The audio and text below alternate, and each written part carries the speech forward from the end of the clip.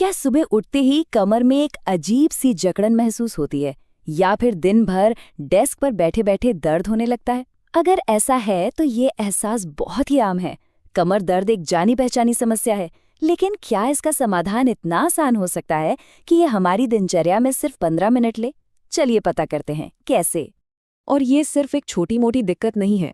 असल में जैसा कि मेयो क्लिनिक भी बताता है, कमर दर्द सीधा हमारे काम करने, आराम करने और जिंदगी को एंजॉय करने की क्षमता पर असर डाल सकता है। ये एक ऐसी आम समस्या है जिसे हम अक्सर नज़रअंदाज कर देते हैं, पर ऐसा करने की कोई ज़रूरत नहीं है। तो आज हम इसी बारे में बात करने वाले हैं। हम कुछ ऐसे सिंपल से व्यायाम देखेंगे जिन्हें कोई भी अपनी लाइफ में शामिल कर सकता है। ये एक छोटा सा टाइम इन्वेस्टमेंट है, सिर्फ 15 मिनट, लेकिन ये आपकी सेहत में एक बड़ा और पॉजिटिव बदलाव लाने की ताकत रखता है। तो आज हम क्या क्या देखने वाले हैं? सबसे पहले हम इस आम दर्द की वजह को समझेंगे, फिर कुछ आराम देने वाले स्ट्रेचेस देखेंगे। इसके बाद कोर को मजबूत बनाने पर बात करेंगे और हाँ, इसके पीछे का साइंस भी जानेंगे। और आखिर में इन सबको मिलाकर बनाएंगे एक असरदार 15 मिनट की रूटीन। चलिए पहले कदम से शुरू करते हैं। ये समझना कि दर्द से निपटने का सबसे अच्छा तरीका आराम करना नहीं, बल्कि सही तरीके से मूव करना है। हम जानेंगे कि एक्सरसाइज क्यों जरूरी है, दर्द को मैनेज करने और उसे दोबारा होने से रोकने, दोनों के लिए। ये एक बहुत ही महत्वपूर्ण सिद्धांत है। Movement is medicine. जब भी हमें दर्द होता है ना, तो हमारा पहला रिएक्शन होता है कि बस आराम करो। लेकिन मेयो क्लिनिक के हिसाब से सही तरह की मूवमेंट असल में हीलिंग प्रोसेस का एक बहुत ज़रूरी हिस्सा है। ये हमारी मसल्स को फ्लेक्सिबल और स्ट्रॉन्ग बनाकर हमारी रीढ़ को वो सपोर्ट देती है जिसकी उसे वाकई में ज़रूरत है। तो चलिए थ्योरी से प्रैक्टिकल की तरफ बढ़ते हैं।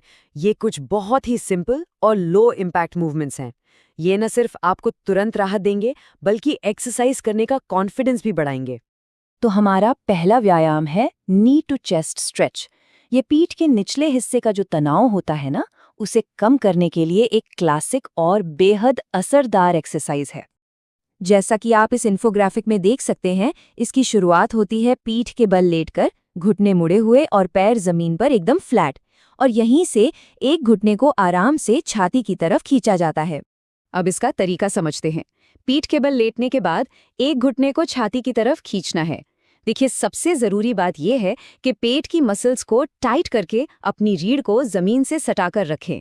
5 सेकंड होल्ड करें, फिर आराम से वापस आकर दूसरे पैर से इसे दोहराएं। इसे दिन में 2 बार करने से बहुत फ़ायदा मिल सकता है। अच्छा, हमारा अगला ज़रूरी स्ट्रेच है लोअर बैक रोटेशनल स्ट्रेच। ये पीठ की मोबिलिटी यानी कि लचीलेपन को बेहतर करने और जकड़न को कम करने के लिए बहुत ही बढ़िया है। जैसा कि इस तस्वीर में दिख रहा है, सबसे ज़रूरी बात क्या है कि कंधे ज़मीन पर टिके रहें जब आपके घुटने एक तरफ जा रहे हों। इससे होता यह है कि खिंचाव ठीक उसी जगह महसूस होता है जहां उसकी सबसे ज़्यादा ज़रूरत है, यानी पीठ के निचले हिस्से में। इसका तरीका भी बहुत सिंपल है। पीठ के बल लेट जाइए, घुटनों को एक साथ रखिए और धीरे धीरे उन्हें एक तरफ ले जाइए। 5 से 10 सेकंड रुकिए, फिर सेंटर में वापस आइए और दूसरी तरफ दोहराइए। बस एक बात का ध्यान रखना है, ये मूवमेंट बहुत धीमी और कंट्रोल्ड होनी चाहिए। तो फ्लेक्सिबिलिटी के बाद अब बात करते हैं स्ट्रेंथ की, यानी ताकत की। अब हम उन मसल्स को मजबूत करने पे फोकस करेंगे जो हमारी रीढ़ की हड्डी को सपोर्ट करती हैं। क्योंकि देखिए, एक मजबूत कोर ही एक स्टेबल और दर्द मुक्त पीठ की नींव होता है। और इसके लिए ब्रिज पोज, या जिसे पेल्विक लिफ्ट भी कहते हैं, एक जबरदस्त व्यायाम है। ये ग्लूट्स, पेट और पीठ के निचले हिस्से को एक साथ मजबूत करता है। इसे करने के लिए पीठ के बल लेटकर शुरू करें, फिर अपने पेट और ग्लूट्स को टाइट करते हुए कूल्हों को ऊपर उठाएं। आपका टारगेट है कि घुटनों से कंधों तक एक सीधी लाइन बन जाए। 3 गहरी सांसों के लिए रुकें और फिर धीरे धीरे नीचे आएं। शुरुआत में 5 बार करना भी काफ़ी है। और पता है, इस एक्सरसाइज को जो चीज़ इतनी असरदार बनाती है, वो इस कोट में छुपी है। ये एक्टिव स्ट्रेचिंग के कॉन्सेप्ट को समझाता है। मतलब ब्रिज पोज में आप सिर्फ एक मसल ग्रुप को खींच नहीं रहे हैं, बल्कि उसी टाइम पर उसकी ऑपोजिट ग्रुप को मजबूत भी कर रहे हैं। यही इसका डबल बेनिफिट है, जो इसकी असली ताकत है। अगला है मैकगिल साइड प्लैंक। ये व्यायाम खासतौर पर डॉक्टर स्टुअर्ट मैकगिल ने कोर की स्टेबिलिटी बढ़ाने और पीठ को चोट से बचाने के लिए ही डिज़ाइन किया है। ये जो नॉर्मल साइड प्लैंक होता है ना, उसका एक मॉडिफाइड और सेफ वर्जन है।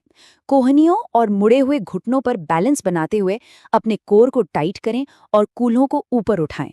टारगेट क्या है? घुटनों, कूल्हों और कंधों को एक सीधी लाइन में रखना। बस 10 सेकंड के लिए होल्ड करें। ये स्टेबिलिटी बनाने का एक बहुत ही इफेक्टिव तरीका है। तो अब जब हमने कुछ एक्सरसाइज सीख ली हैं, तो चलिए थोड़ा और गहराई में चलते हैं। ये समझना कि ये व्यायाम आखिर काम क्यों करते हैं, हमें इन्हें अपनी डेली रूटीन में बनाए रखने के लिए मोटिवेट करता है। यहाँ हम देख सकते हैं कि कमर दर्द को लेकर जो सोच है वो टाइम के साथ कैसे बदली है।